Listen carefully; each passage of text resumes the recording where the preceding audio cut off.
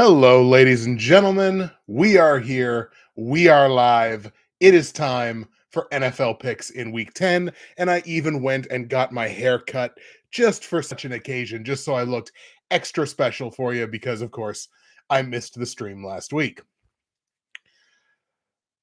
Okay, let's see if I remember how to do this. You see the god rays on me from down below here because my phone is still on. There we go. That's better. That's perfect. Everything's gonna be perfect. You gotta have faith, right? You gotta have faith that everything's gonna be perfect. Everything's gonna work out great.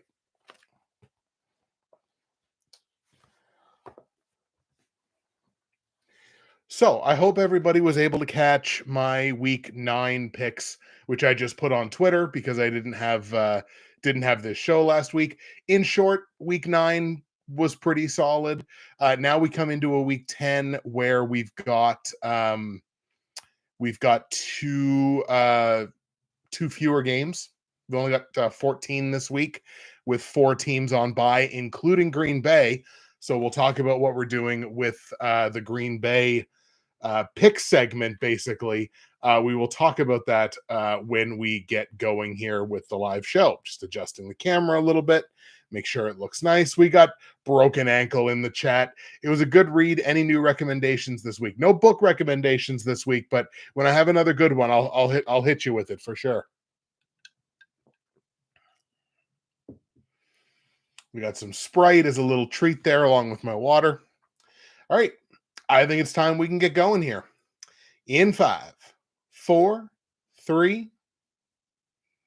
What's happening, everybody? Justin, Bridgewater's Finest on YouTube, Blockbuster_guy on Twitter, and welcome to week 10 of my weekly NFL football pick show for the 2024 NFL season and postseason. And of course, this is coming back from a 1-week absence from being on stream. I didn't have a week 9 show because I was feeling a little under the weather and I was just in the getting started on a week of vacation, so didn't have a chance to do the stream for you last week.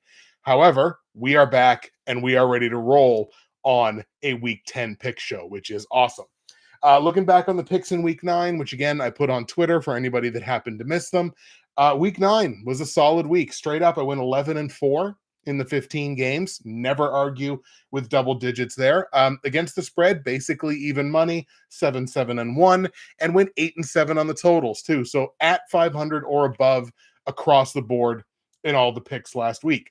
For the season, 81-57 straight up, 76-58-4 against the spread, having one of my best against the spread seasons ever. And on the totals, 3 games above 500 there as well, 70, 67, and 1. So all good across the board. We're feeling really good heading into our week 10 slate of games. Taking a peek at the Bridgewater's Finest Pick'em Pool for season 13 of this show. I did move up a couple of spots in the Pick'em Pool, now in 20th place out of 34, 749 of 1,130 possible confidence points, which is a clip of 66.3%. I did bring in 105 of 120 possible confidence points in week 9, good for 87.5%, a very strong week. Not good enough to win the overall week, however. Shout out to our week 9 winner, Dan the Sports Fan, which is, I think, the second time this season that I've gotten to call Dan's name out for winning a week. 115 of 120 confidence points brought in by Dan in week 9. I think he might have only had 1 game incorrect, maybe 2, but only missed 5 confidence points in that, which is tremendous. Just under 96% of the available points. Tyler's picks remains the overall leader, 832 of 1,130 possible confidence points, just over 73.5%. So that percentage for Tyler has been steadily growing over the last couple of weeks. So that was 73.6. At the end of week 8, it was 72. At the end of week 7, 72.7. So he's kind of staying sort of in a general area. I know there's some people kind of coming up behind him. There's a bit more of a log jam there, but Tyler's been our leader basically right out of the gates for the vast majority of the season.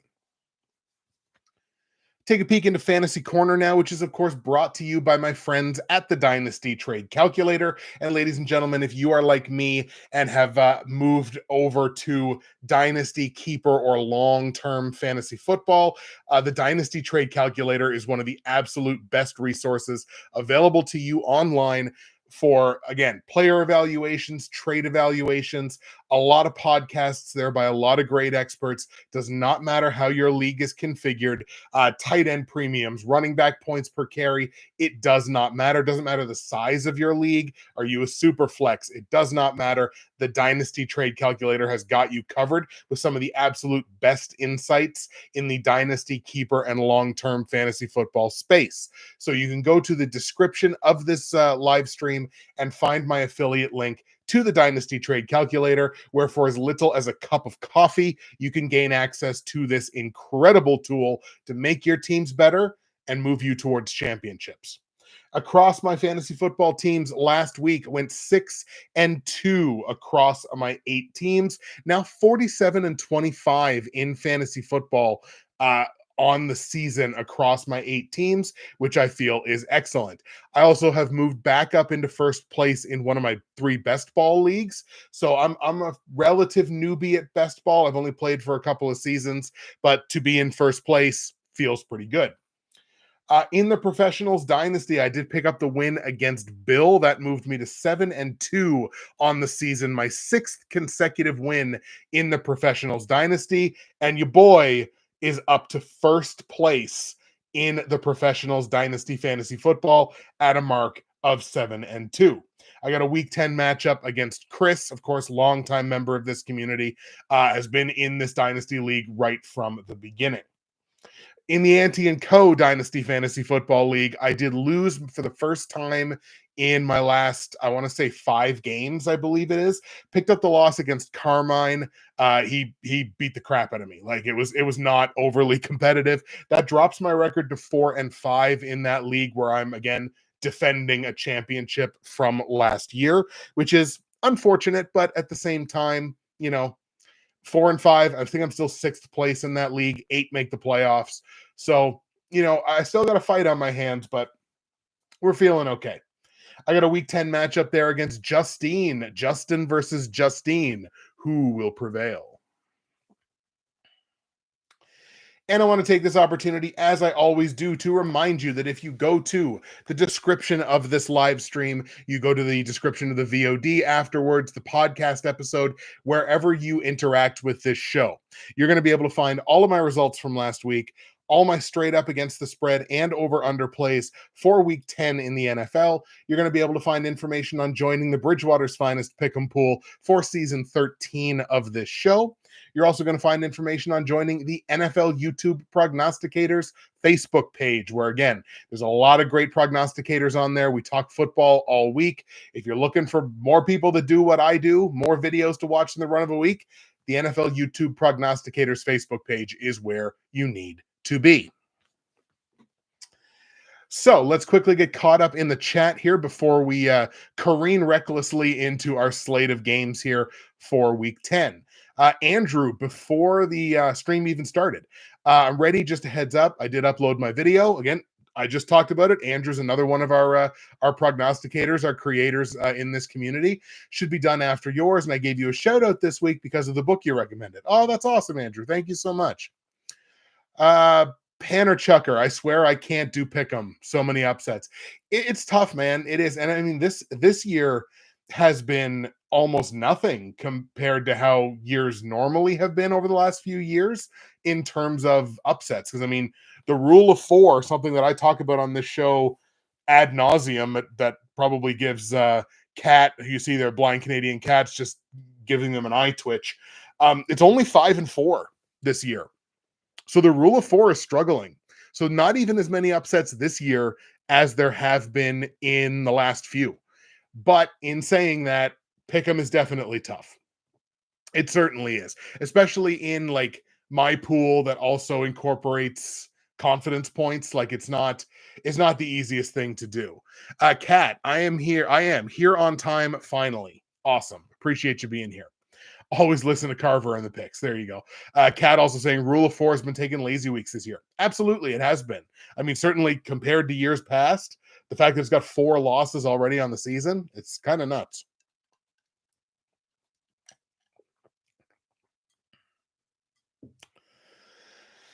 All right, folks. So we are doing something a little bit different this week because, of course, the Green Bay Packers are on bye, which means that I have basically a slot available in the normal rundown of how I do this show.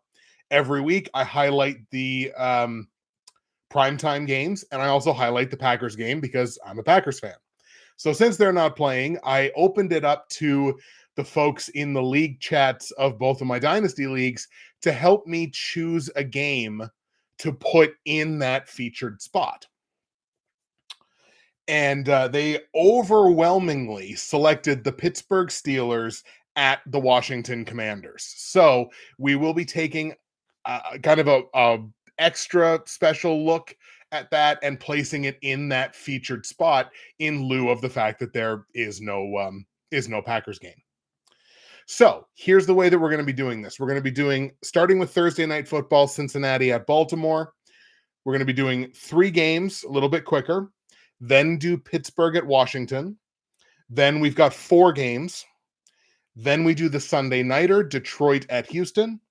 Then we do 3 more games, and we finish with the Monday Nighter, which is the Miami Dolphins in Los Angeles taking on the Rams. So, as long as that is clear, let us go ahead and kick off the Week 10 picks with Thursday Night Football taking place tomorrow night. The Cincinnati Bengals travel to Baltimore to take on the Ravens. Battle of the AFC North. Rematch of a game from Week 5 that I believe ended I think it was 41-38, like an absolute slobber knocker of a football game. Back in, I think it was Week 5. That was Baltimore victorious in Cincinnati. So again, you have these division matchups. You know these teams want to take that extra pound of flesh off of each other just a little bit more because, again, division rivals across the board.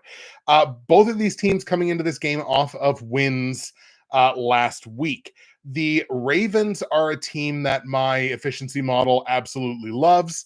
Don't love the defense. The defense has been leaky lately. Their efficiency is all right, but they're giving up a lot of yardage, over 376 yards a game over their last 4 games. So this is definitely a team that allows a lot, but that offense is undeniable in Baltimore. Throwing the ball, running the ball. They're top 10 in efficiency, top 5 in yards, top 5 in points over their last 4 games. So they have been absolutely dominant in the last little while. And it's a matchup that I think a lot of games this week kind of come down to the little things, which we'll talk about a little bit more. It is worth mentioning on Cincinnati's side, they are dealing with an injury to a presumptive or normal starter, and that's in the backfield. It's an injury to Zach Moss, dealing with a neck injury. They placed him on IR. They've basically all but said that Zach Moss is going to miss the rest of the season, which obviously is unfortunate. That does set up Chase Brown as basically being the new basically 3 down back, other than the fact that they did just trade for Khalil Herbert. So they did bring in some depth behind him, but looks like it's going to be Chase Brown's backfield here for the rest of the season. Bengals, interestingly enough, have the same record away from home as the Ravens have at home this season. The Ravens are 3-1. The Bengals are 3-1 away from home. And the Bengals are a team that both of these teams, I think, have improved from where they were when they played each other in Week 5. I feel like the Bengals have really taken big steps forward. Offensively, their efficiency is top 5 in the league over their last 4. They're a top 10 defense over the last month as well, total defense at the very least, only giving up about 315 yards a game. So that defense has really, really clamped down on things. I've been concerned about Baltimore's defense for a good chunk of the season, which I've talked about on this show.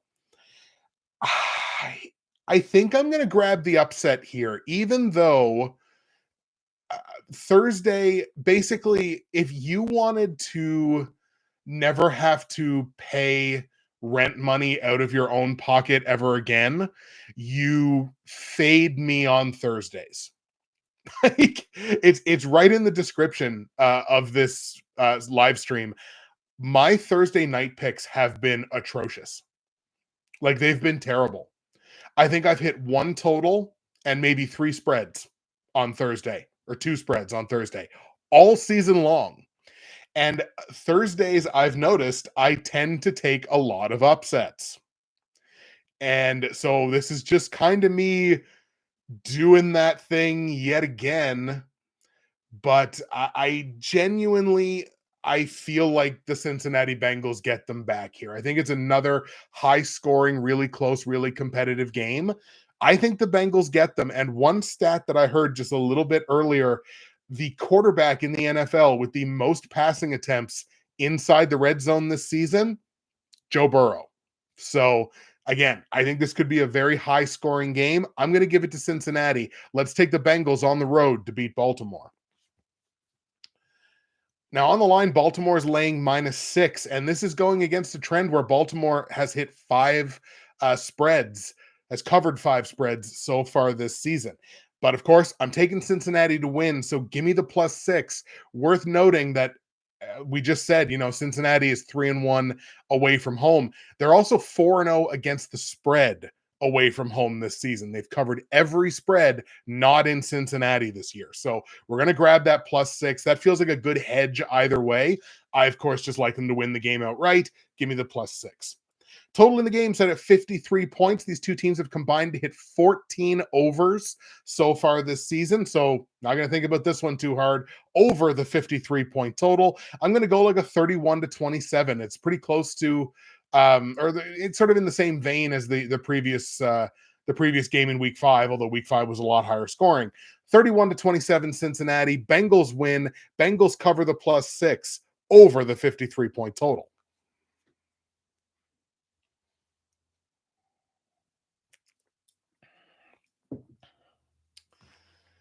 Now, we'll do three quick ones here before we go to Washington to focus on that Steelers-Commanders game. So we will start this little block with the game that is in Germany, the New York Giants and the Carolina Panthers. Carolina operating as the home team here. Giants come into this game losers of 4 straight. Carolina, worth noting, they picked up a win last week, a win that I said they were going to get. I believe that was against New Orleans, was it not? Am I crazy? Yeah. They won last week against New Orleans as 7.5-point dogs, which I thought was obviously really, really cool. Both of these teams I look at as against other opponents, basically hard fades. The Giants' offense is putrid. Carolina's offense is not much better. Carolina's defense is putrid. Certainly has been over the last month or so. Hey, man, Bryce Young, he went out there and got a win. He's being given the start again this week in Germany. Worth noting, the Panthers are only 1-4 on the road this year. I'm just like, with my policy with these international games, I consider this a road game for both teams, even though one team does operate as the home team. I hate to do 2 upsets in a row, but here's part of my problem with this. The Giants are laying 6.5 points. Why? -6.5 on the New York Giants. Like, other than Tyrone Tracy, I don't get that. It makes no sense to me. In any case, the Carolina Panthers also just activated Jonathan Brooks off of IR just a little bit earlier today. So that I figure 2-3 game ramp up for him, and then it'll be a real interesting backfield there in Carolina between him and Chuba Hubbard. Give me the Panthers to win this thing outright, because again, that line just absolutely stinks. So it's 2 bad teams. Let's take the one with the points and let's hedge on an upset here. So Carolina beats New York in Germany. Give me the Panthers plus the 6.5 points. The Giants have only covered 3 spreads this year. Carolina's only covered 2. So again, these are not good teams, but give me the plus 6.5. And once again, even if you don't like Carolina to win, take those points because minus 6.5 is just crazy to lay on this Giants team. Total in the game set at 40.5 points. I'm going to lean on the fact that Carolina has hit 7 overs this season. We're going to go over that very beatable point total of 40.5. Let's go 27-17 in favor of the Carolina Panthers. Carolina wins. Carolina covers the plus 6.5. Give me an over on the 40.5 point total.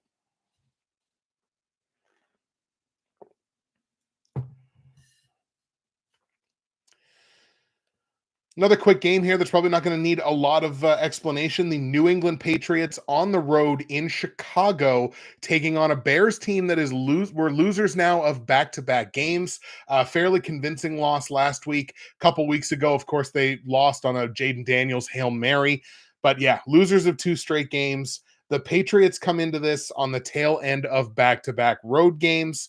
Losers last week, only 1-3 on the road are the Patriots this season. And for all of Chicago's struggles, they have not lost yet in Chicago. They are 3-0 straight up. And as a matter of fact, they're also 3-0 against the spread. So even though, again, the Bears have been kind of up and down, my efficiency model really likes them, certainly on the defensive side of the ball. Their defense has been playing very well over the last couple of weeks. Let's take the Bears here. I think they're objectively the better team and they're in the better situation. Let's take the Bears to move their home record to 4-0 on the season and beat the Patriots. Now on the line, Chicago's laying -6 here as a very strong home favorite. Like I say, they're 3-0 against the spread at home this year. Let's kind of hold our noses here a little bit and lay that -6 points on the Chicago Bears. Total in the game here set at 39. The Bears have only hit 3 overs this season, although that's 3 overs in 8 games, I believe it is. So it's a little bit better than 3-9.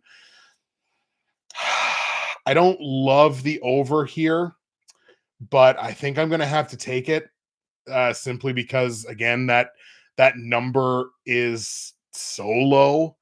So I think we're going to have to go ahead and grab the over there, over the 39-point total in Chicago, New England. Let's go like a 26-16, something like that. Bears win. Bears cover the -6. Give me an over on the 39 points. And again, 16 points, 10-point loss. What Andrew's saying here in the chat is absolutely true. The Patriots did play well last week. They're figuring themselves out, what their identity is to help them win football games. I think that's absolutely true. I don't necessarily know that they're quite there yet for a game like this against a good home team, but I do feel like they're at least somewhat trending in a better direction than they were.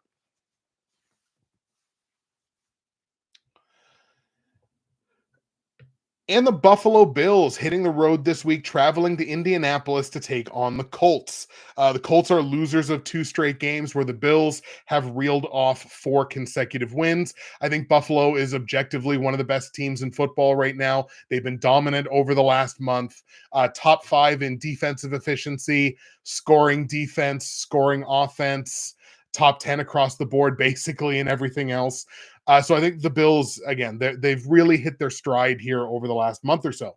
Worth pointing out on the Bills sideline, Keon Coleman dealing with a wrist injury, likely to keep him out this week, might even keep him out for an extended period of time, but I don't expect that we'll see Keon Coleman this week.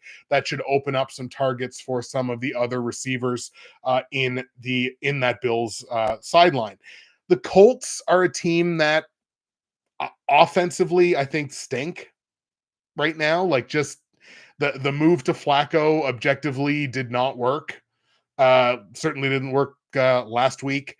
Defensively, I like this Colts team. I think that Colts defense is underrated. I genuinely do.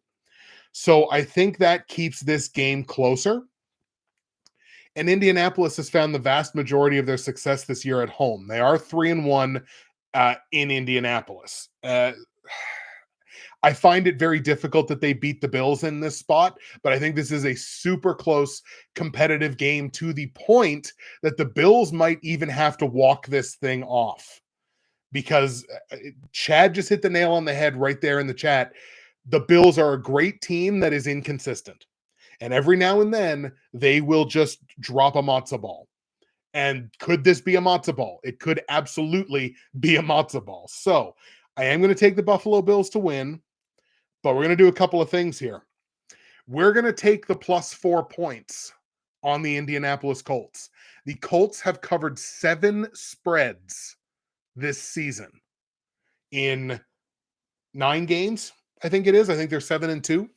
That's a lot of success against the spread. And a lot of those games they would be dogs in. So again, we're talking about close competitive football games. So take the +4 points on the Colts. Give me a situational under in this game. The Colts have only hit 3 overs all season. And when I say give me a situational under or a situational over, I'm talking about the situation of Indianapolis at home versus Buffalo on the road. With that combination, these two teams have only hit 3 of 9 overs all season long. So while I think a lot of people are trending the over on this one, I'm taking a situational under on these 48 points and going like a 23-21. Again, walk-off field goal, super close, competitive football game. Give me the Bills to win, but give me the +4 points on the Colts and an under on the 48-point total.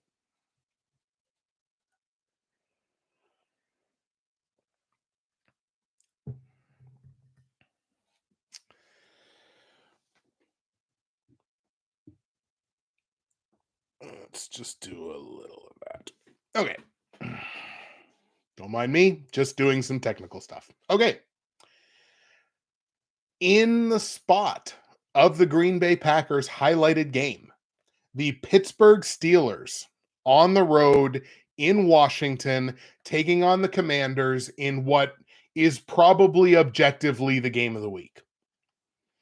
Both of these teams come in wildly efficient on both sides of the football. These are two teams that my model absolutely adores. So the Pittsburgh Steelers, top 5 in efficiency on both sides of the ball, a top 5 scoring defense over the last month, a top 10 scoring offense over the last month. So the move to Russell Wilson has definitely worked out for them on the offensive side. Commanders, top 10 across the board on the defensive side of the ball, efficiency, yards per game, and points per game on the defensive side. Offensively, top 5 in yards per game in the last 4, top 10 in scoring offense. Like, this is just going to be a fun football game. No real injury news here, but worth noting, the Steelers are coming into this game off of their bye. The Steelers also made a couple of moves at the trade deadline to bring in Mike Williams, and then they brought in somebody on the defensive side as well, I think, did they not? And then Washington, of course, making one of the big splashes at the trade deadline, bringing in Marshon Lattimore, really shoring up their secondary. Now, Lattimore is dealing with a hamstring injury, so we don't know whether or not he's actually playing this week. Preston Smith, thank you. Cat got my back there. Preston Smith. That's right. That was a trade with the Packers. That makes sense. Yeah, so Preston Smith, depth on the defensive line. You can never have too much. And again, Washington making one of the big splashes at the trade deadline to bring in Lattimore. The Commanders are 4-0, a perfect 4-0 at home. Pittsburgh 3-1 on the road. They've had a lot of success away from Pittsburgh this season. Again, this is just going to be a super fun football game that I think comes down to a game of inches. Give me the veterans. Give me the veterans in this spot. I'm going to take the Pittsburgh Steelers fresh off the bye. I'm going to take the Steelers on the road in Washington, a marginal upset of the Washington Commanders. Let's take Pittsburgh on the road to get the win in Washington in a football game that you should be able to show non-football fans and just be like, this is our sport. This is what we love. Like, I think you can show a non-football fan this game and they'll love it. Both teams come in with 3-game win streaks too, so it's just this so close and so much fun. On the line, Washington is laying -2.5 here as a home favorite.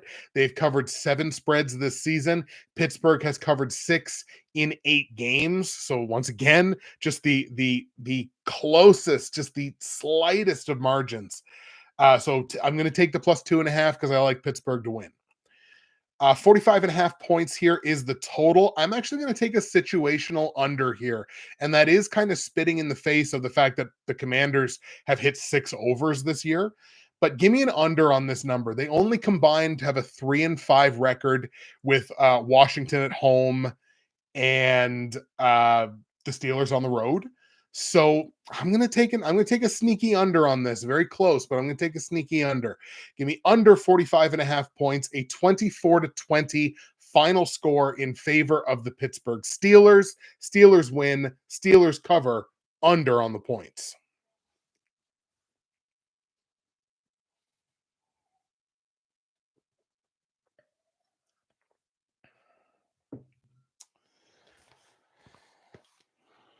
All right. Let's go to Kansas City now, where the Chiefs put the only undefeated record in the NFL on the line in a division matchup at home against the Denver Broncos.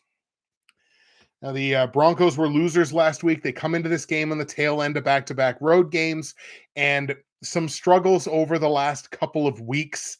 I think especially on the defense doesn't have quite the shine on it that it did a couple of weeks ago. I'm gonna say that.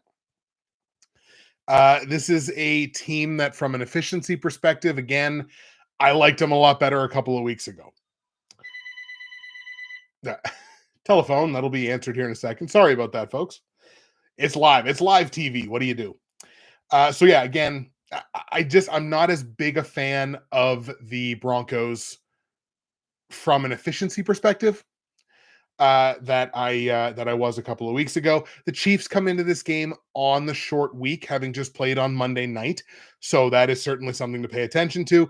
They are obviously undefeated at home at 4-0. Look, they're making their living on both sides of the football. Like, the offense is very efficient. They're scoring points. They're moving the ball. The defense, pretty damn good. Top 5 in total defense over the last month or so. Scoring defense, they're giving up under 19 points a game in the last month. I don't see this version of this Denver team going into Kansas City and beating the Chiefs. Fair enough. I just don't see this version going into Kansas City and beating the Chiefs. So let's take Kansas City to extend their unbeaten record to 9-0. Chiefs beat the Broncos. On the line, though, I don't love the fact that the Chiefs are laying a full 8 points. Now, they have covered 5 spreads in 8 games, I think it is. The Broncos have covered 6. So, like, both of these teams have found a lot of success here against the spread, and Denver on the road is 4-1 against the spread in 5 games. This will be their 6th road game already this year. So look, they're 4-1 against the spread. 8 points is a lot to lay in a division game. I'm going to hedge my bets here. I'm going to take the Chiefs to win, but let's go ahead and take that +8 points on Denver. Total in the game here set at 41.5 points. The Broncos, interestingly enough, have hit 6 overs this season. This is going to be a situational over here. The teams combined for a 6-3 record in this situation to the over. So let's go over that 41.5 point total. 26-20 is going to be my final score here for the Kansas City Chiefs. Chiefs win. Broncos cover the +8. Give me an over on the points. And before I go any further, Kat, your roommate is laughing for good reason, because yes, that is a landline telephone. 100%. It's Canada. It's the most updated technology that we have.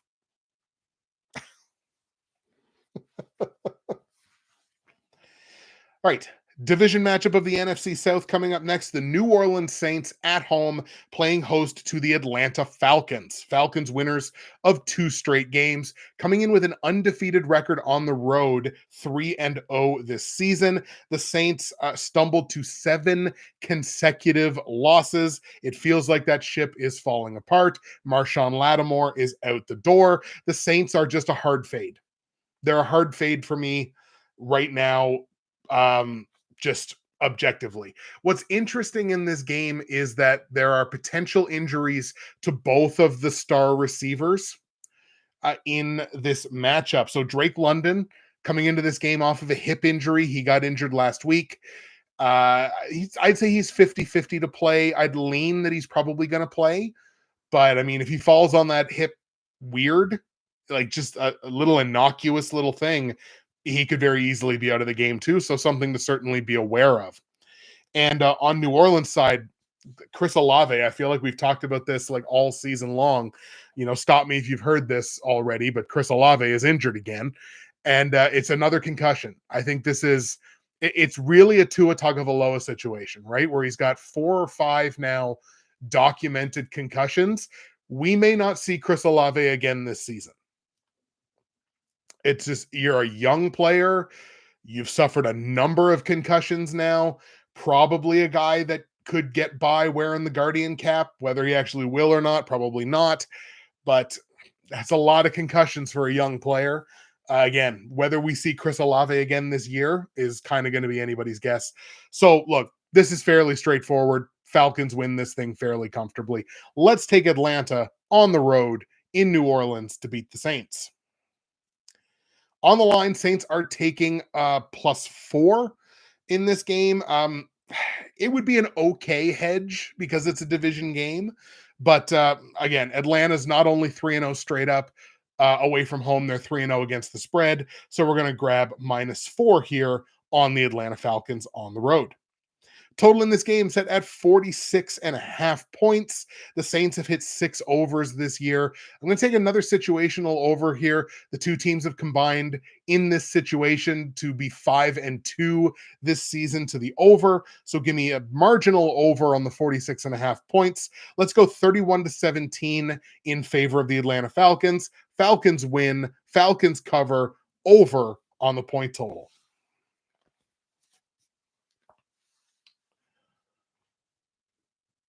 Super interesting one here. The San Francisco 49ers on the road in Tampa Bay, taking on the Tampa Bay Bucks. Now, the Bucks have fallen off pretty hard based on their injury problem.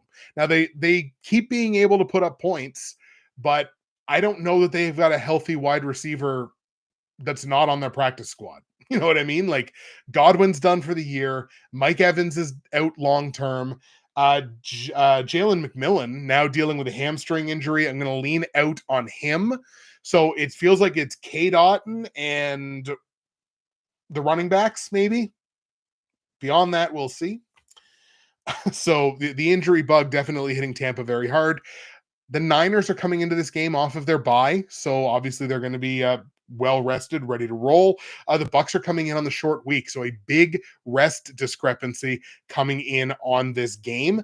And the Niners probably within an eyelash here of reactivating Christian McCaffrey. So it's not going to be too much longer here before McCaffrey's back. They're still going to have other options in the running back room, but a return of a hopefully healthy Christian McCaffrey would be obviously a massive boost for this Niners team that is still very much alive for the division, very much alive to make a run in the postseason with arguably, when he's healthy, the best running back in football, or certainly one of them. I don't think we give this one too much thought. The Bucks are losers of 3 straight games. The Niners did win last time out a couple of weeks ago. Let's take San Francisco to keep it moving here. Niners on the road in Tampa Bay beat the Bucks. On the line here, the Bucks are taking +6 as a pretty strong home dog. But I think with everything that's leaning against the Bucks right now, other than the fact that like Baker Mayfield is like a unicorn, like Baker Mayfield is having probably one of, if not the season of his career as every offensive weapon around him seems to be crumbling. So, I mean, one guy can't do it all himself. So, good on him, but yikes. So, +6, I think we're going to have to go ahead and lay the -6 on the Niners here on the road. That's a little bit of a nose hold, but I think we're going to go ahead and lay the -6. Total in the game set at 51 points. These two teams have combined to hit 12 overs this year. Let's have them go over that 51-point total. We're going to go 34-24 here in favor of the Niners. So Niners win, Niners cover -6, and give me an over on the 51-point total. And the last game we're going to talk about before we get to Sunday Night Football is going to be the Minnesota Vikings in Jacksonville taking on the Jags. This a matchup of two teams that my model doesn't particularly know what it wants to do with. They're both kind of question marks coming into this. So Minnesota has been a pretty solid team throughout. Their defense, kind of like Denver, doesn't really have the same shine on it that I thought it did a few weeks ago, maybe a month ago. Offensively, they're kind of struggling a little bit to move the ball here over the last month or so. The Jags, offensively, they're pretty efficient. Defensively, I still think this is one of the worst defenses in the NFL. It might not always show it in the numbers, but I genuinely think this is among the worst defenses in the entire league. Jags come into this losers of 2 straight games. Minnesota did win last time out. I think we're going to have to go ahead and take the Vikings here. Again, top to bottom, I think the Vikings are a better football team. I think this is a nice bounce back kind of week for Sam Darnold. 25 plus fantasy points could very well be on the board against this Jags team. Let's take the Vikings on the road in Jacksonville to get the win over the Jags. On the line, the Jags are taking +4.5 points as a fairly strong home dog. Minnesota has 6 against the spread covers in 8 games this season. So we're going to go ahead and lay the -4.5 here on Minnesota. Not too worried about it. Total in the game here set at 45. The Jags have hit 6 overs this year because, again, that defense not very good. Minnesota's only hit 3, but at the very least, it is 3 in 8 games instead of 3 in 9. I think we're going to go ahead and lean on the over here. I feel this being a game that gets into the low 50s. So let's go like a 30-21 final, something like that. So we're going to go over the 45-point total. Vikings win and Vikings cover the -4.5. So before we keep going here, let's get caught up in chat. Let's see. Give me some Buffalo Wild Wings for the Bills, says Andrew. Buff by a field goal, says Chad. Buff's hit and miss. Bills special teams is bad. Andrew, unless Mike Tomlin retires, Pittsburgh will be a contender. I agree with that. Let's see. Marshawn Lattimore and Tre'Davious White got traded. Them 2017 first-round corners beyond the move. Hey, man. 7 years ago was a long time. Chad thinks Washington rebounds. They wanted the win against Kansas City. Big kick, but came back. Kat says, guess that means Marlon wins the standout. Yeah, I would say so. Broken ankle. Lions Texans could be game of the week as well. Some good matchups. Absolutely. Show your boss the Washington Pittsburgh and tell your boss to let you go earlier to watch overtime. Let's see. The easy game Washington won against the Giants was too easy. Vegas calling. They want their money if Kansas City loses. Could be Ghostface calling on you to bet against Kansas City. Ghostface, I hope, doesn't have my number. Saints should tank for the year. I think they should. I think we're at the point now where, the rose is off the bloom for the Saints. And, yeah, I mean, look, if they wanted to kind of pack it, I mean, the trade deadline is passed, so it's not like you can offload more assets. I think they did good to move off of Lattimore, but yeah, just tank, probably not a terrible idea.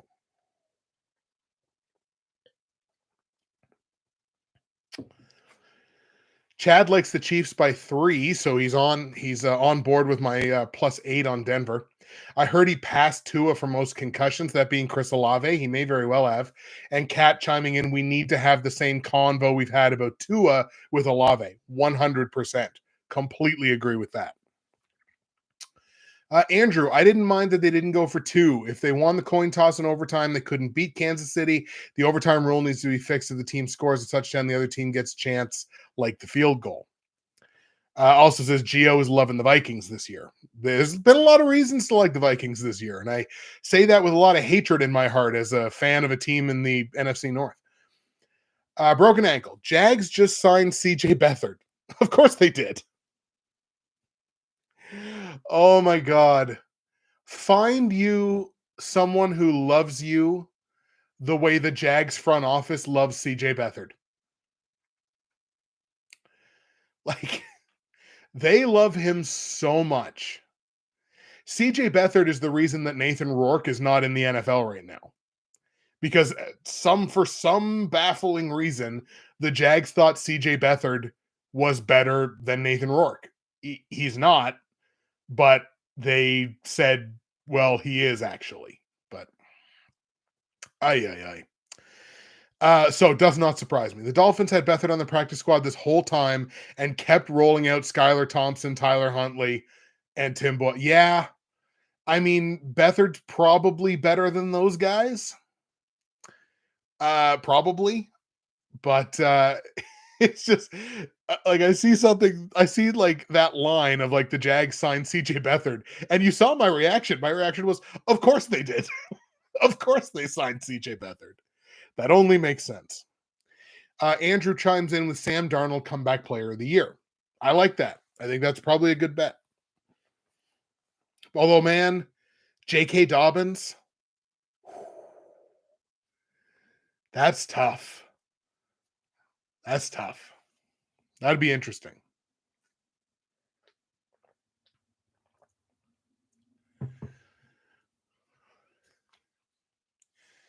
And the Jags thought AEW was said, oh, Andrew, don't get me started on AEW. Oh, don't do it. Don't let me do it. Okay. Sunday Night Football. The Houston Texans playing host to the Detroit Lions.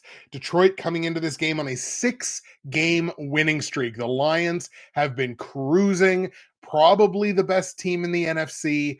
Might have an argument for best team in football. Obviously, the Chiefs would have something to say about that. But man, this Lions team and Motor City Dan Campbell have been undeniable this year. They do come into this on the tail end of back-to-back road games, but they are a perfect 4-0 this season away from home. The Houston Texans come in losers of their game last week. However, they do have the benefit of the long week as they did play the Jets on Thursday last week. So they do have an extra long week because you go from Thursday to Sunday night. So they've got plenty of extra time to get loaded up there. The Detroit Lions made some waves on the trade deadline, probably one of the bigger acquisitions on deadline day, bringing in Zadarius Smith from Cleveland, I think it was. So they bring in Zadarius Smith. Once again, I'm a big fan of Zadarius Smith from his time in Green Bay, and I hate the fact that he's back in the NFC North. I really hate the fact that guy's back in our division because he is very, very good. He absolutely bolsters that pass rush for the Lions. I mean, nobody can replace Aiden Hutchinson. Like, when did Aiden Hutchinson get hurt? We're going to go back here because it's going to be in here. Let's see. When was it that Hutchinson got hurt? I'm going to find this. Week 6. Aiden Hutchinson got hurt in week 6. We are now coming into week 10. He's still top 5 in the league in sacks. That's how good Aiden Hutchinson is. He hasn't played for a month. He's still top 5 in the league in sacks. So look, bringing in a guy like Zadarius Smith, he doesn't fill those shoes, but he is going to he's going to fill in admirably in that spot on the outside, rushing the quarterback. That's a great addition for the Detroit Lions, and it makes them infinitely more dangerous in the pass rush.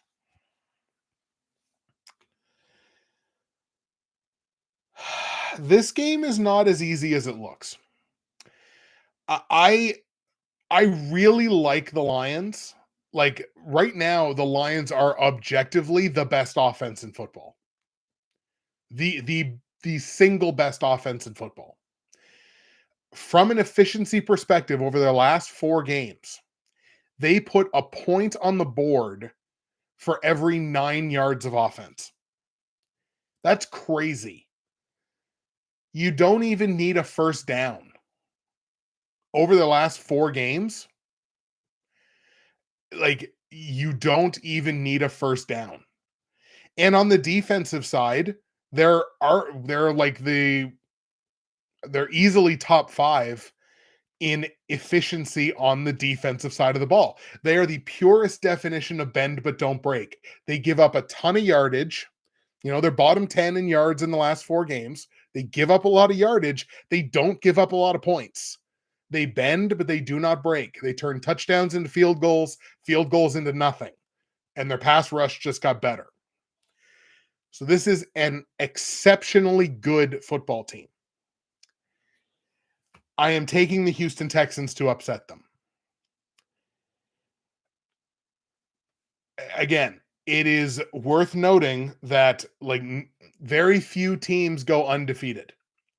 And I realize the Lions have already lost this year, but even really good teams have hiccups along the way.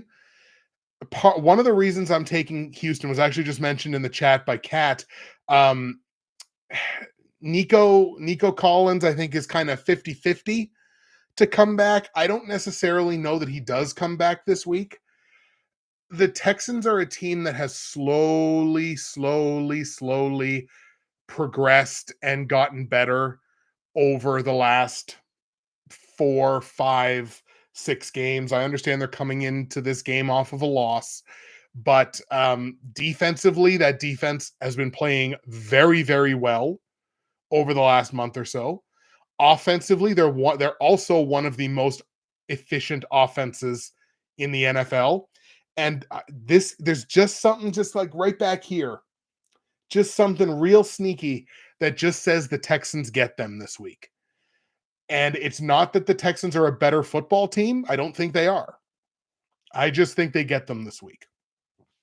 So give me the upset. Give me the Houston Texans at home to beat Detroit. Now, that does kind of spit in the face of the fact that the Lions have covered 7 spreads this year in 8 games. I think they're 7-1 against the spread. It's been such a crazy, incredible start to the year for them. And I genuinely think they're one of the best coached teams in football. Like, I'm such a massive fan of Dan Campbell. But again, it's just, and like when it's this, I'm willing to be wrong. Like, I reserve the right to be wrong all the time, but yeah, it's very marginal. But yeah, we're gonna take the Texans here. Give me that plus 3.5 on Houston as well, because I like them to win the game outright. Total in the game set at 49. Houston has only hit 2 overs all season, and situationally, these two teams combine to just go 2-6 to the over so far. So part of that too is I'm looking at a low-scoring football game. Low-scoring game. So I don't think Detroit gets in that offensive rhythm that they've been getting in these past, 4, 5, 6 games, whatever it's been. Yeah, lower scoring game in this one, under on the 49-point total, 24-23. Excuse me. Texans walk it off, 24-23. Houston wins. Houston covers, under on the points. That cough, by the way, is Half Moon's picks metaphorically choking me from wherever he is right now. He uses the Force, don't you know?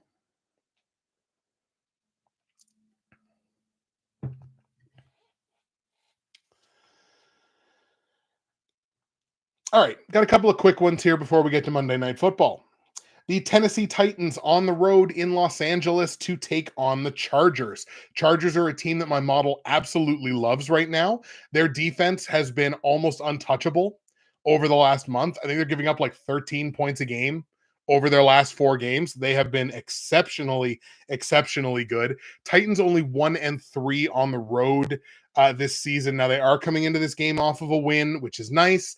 Chargers have won back to back.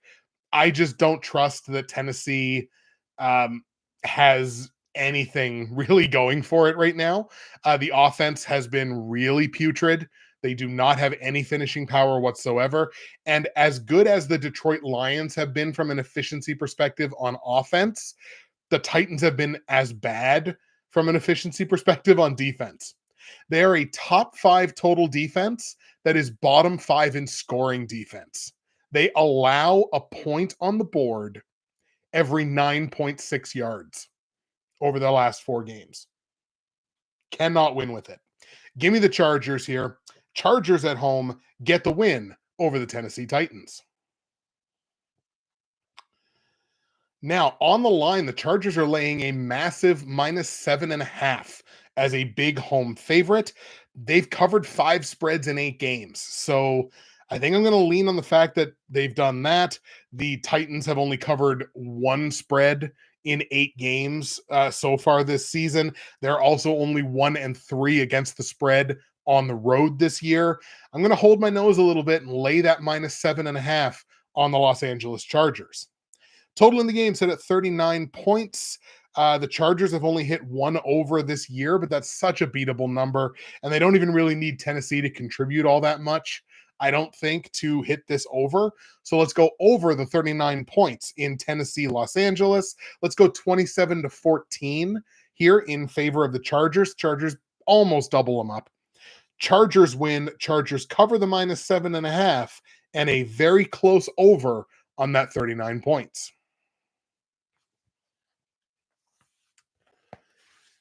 Now we go on to a game that should be a lot more interesting than it's going to actually be, which is the Philadelphia Eagles on the road in Dallas, taking on the ambling corpse of the Dallas Cowboys. Like, the Dallas Cowboys could easily be cast in the new season of The Walking Dead. Everybody is hurt. Nobody is healthy.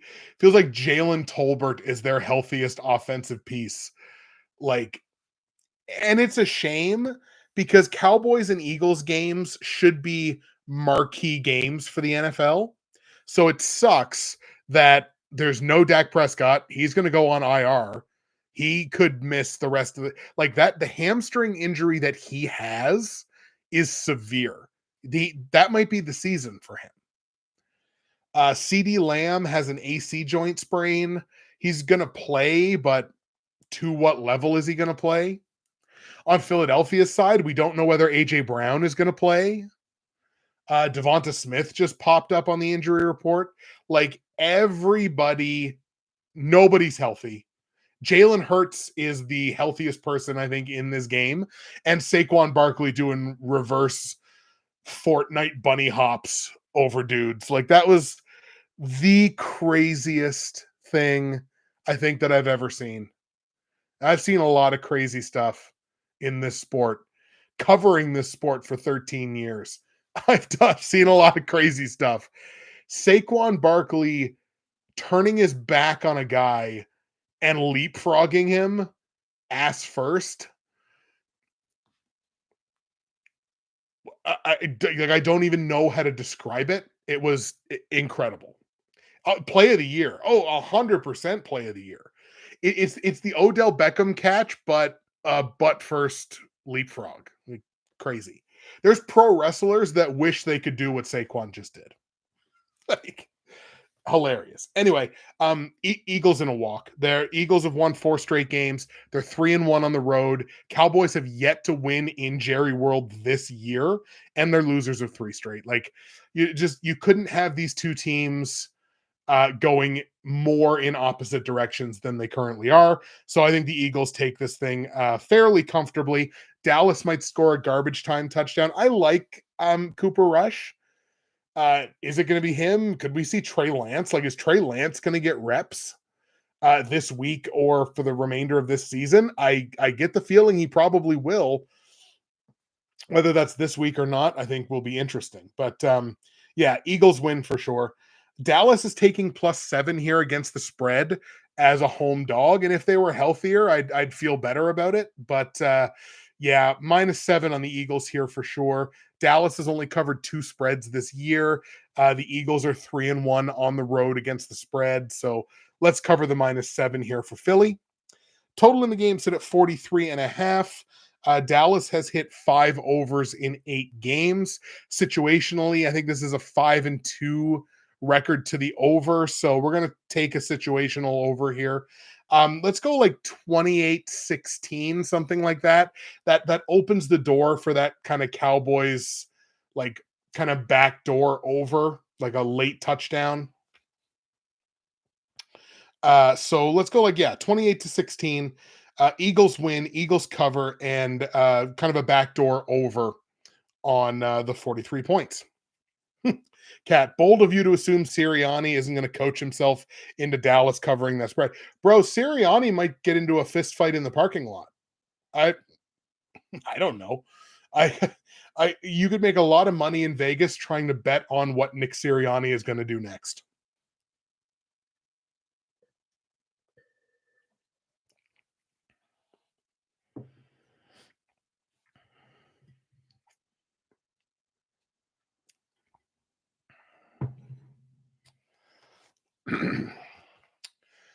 And the last game we're going to look at before we get to the Monday night football game is the New York Jets on the road in Arizona taking on the Cards. The Cards are a team that I have underrated because my model hasn't given them a lot of love this season. But look, the model says what it wants to say. Arizona's won 3 straight games. You can't, like, that is objectively what matters.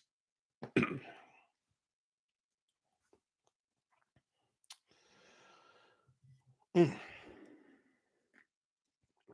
Sorry about that. Jets are only 1-3 on the road this year. They're a team that I find it hard to get much confidence in, if I'm being perfectly honest.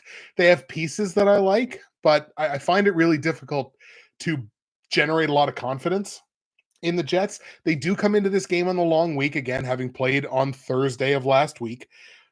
Only 1-3 on the road. Yes, they're coming off of a win, but again, this Cards team seems to be one of those teams that, despite like unremarkable metrics, find ways to win, and that is what is important. So I think this is a good spot here to grab the Cards at home. Again, Jets have not found a ton of success on the road this year, so give me the Arizona Cardinals to get this win. Arizona gets the win over the Jets. On the line, Arizona's only laying -1. The Jets only have 3 covers on the road this year. The Cards have 6 covers, or sorry, Jets only have 3 covers, period, this year. Arizona's got 6 covers against the spread. So they're one of those teams that are kind of like the Giants from a couple years ago, where they're not necessarily a great team, but they just seem to keep finding ways to beat the spread. So I'm going to go ahead and lay the -1, obviously, on the Cardinals because I like them to win. The Jets only 1-3 against the spread on the road this year. Total in the game set at 46. Kind of a situational over here for me, I think. Teams are 5-3-1 to the over in this particular situation, that being the Cardinals at home and the Jets on the road. Let's take a 26-21 final here. I think they barely beat that total. But Cardinals win, Cards cover, and give me an over on the 46-point total. So let's get a little caught up here in chat before we talk about Monday Night Football. Let's see. Andrew saying if Houston was healthy, it could be a close game. Browns fan roommate is grumbling about that Zadarius Smith trade, I imagine. I'm putting my life savings on the Lions. Ooh. All right. Now I want to be wrong, Aaron, because I don't have a room for you to stay in.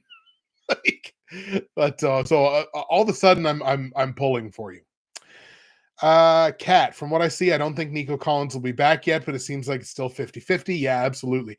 As a dynasty manager of Nico Collins, I'm watching that situation very closely.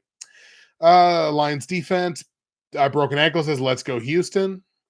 Cat, if there's a time for a hiccup, it would be this week. There you go. Martin's in the chat. Hey, Martin, how you doing, my friend? Thank you so much for popping in. Lions are my lock of the week, covering the spread. That itch is the rule of 4 demanding sacrifices. You know what? Fair. Could very well be. Half Moon can control minds like Charles Xavier. I tell you, the man's got he's got secrets. Lions will only be held to that low scoring if Houston leaves the dome open and it randomly starts hailing during the game. Let's see. Reverse plays play of the year. Is that what all those squats went into? Exactly. Bold of you to see. Oh, yeah. Sirianni's going to coach himself into Dallas covering that spread. Barkley's made a lot of mistakes this year and could see the Cards frustrating the Jets defense. Yeah, absolutely. And again, as long as it's the defense making the mistakes, Aaron Rodgers has something to whine about. Conscious Machine, Bridgewater, Mass. No, Bridgewater, Nova Scotia, up in Canada. I don't know what to do with the Cards. I don't. Join the club. Stay with the Cards. MHJ is still blooming. Absolutely. Corey, Houston should be fun. They're looking to prove they belong in the top tier of teams. With Collins back, it should be closer than people think. Without, yikes. Yeah, it's tough that to be without Collins and Stephon Diggs, because now it's just Tank Dell. And it's so interesting because I pushed so hard for the Texans to go get Mike Evans in the offseason. Interestingly enough, that Mike Evans is now currently also hurt. But man, what fun that would have been. Nico Collins, Tank Dell, Mike Evans. Woo! God, I wanted that so bad for Houston. But they got Diggs. Diggs was good. Now he's hurt. They still got 40-year-old Robert Woods. This is true. He can still amble his way out onto the field. So here we go. Monday Night Football. The Miami Dolphins in Los Angeles taking on the Rams. Rams are winners of 3 straight games. They're 3-1 at home this season. The Dolphins are coming into this game on the tail end of back-to-back road games. Losers of 3 straight, even though Tua has come back and looked not terrible. Like he's come back and done some good things, found some success. They're still losers of 3 straight, and they've only won 1 game on the road so far this year. I kind of like what I'm seeing from Miami on the defensive side of the ball. I think they've played some good defense over the last month. They're top 10 in total defense. I feel like the Rams, especially on the defensive side, have figured it out.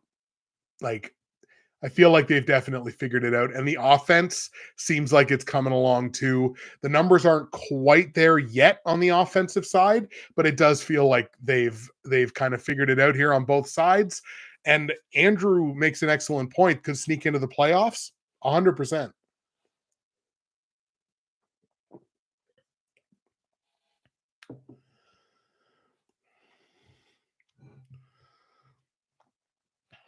That's a good point too, Kat.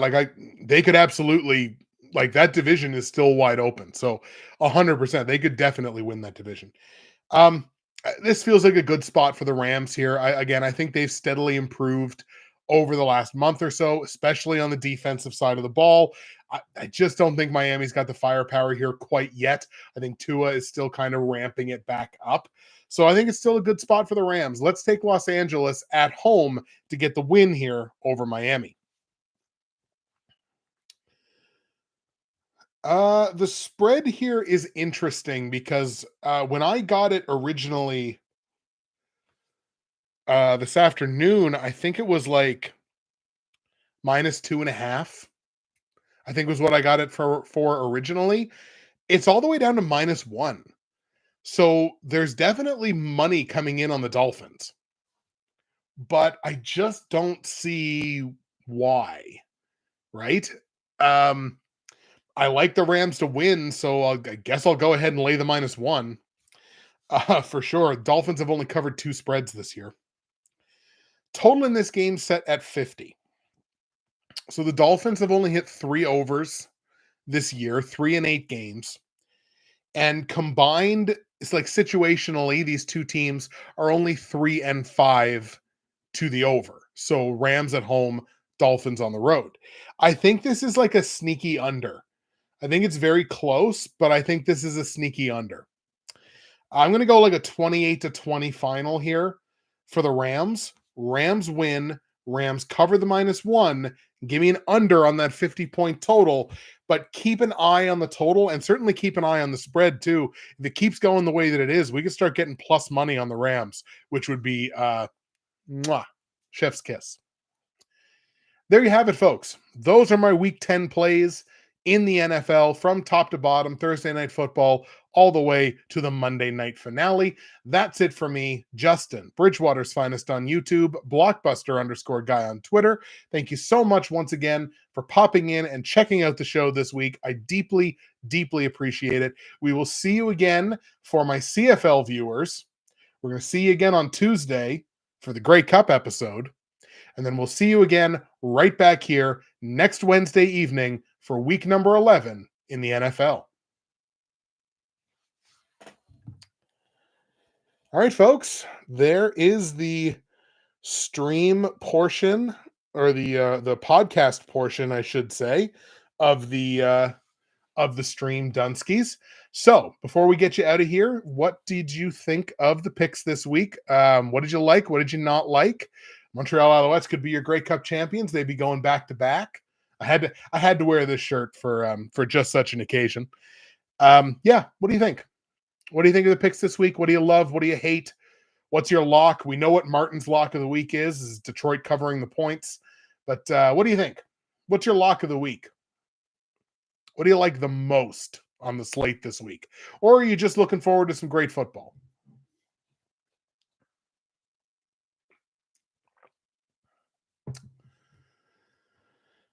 I'm on the other side of Steelers Washington. Okay, so you like Washington at home there, do you? Winnipeg money line.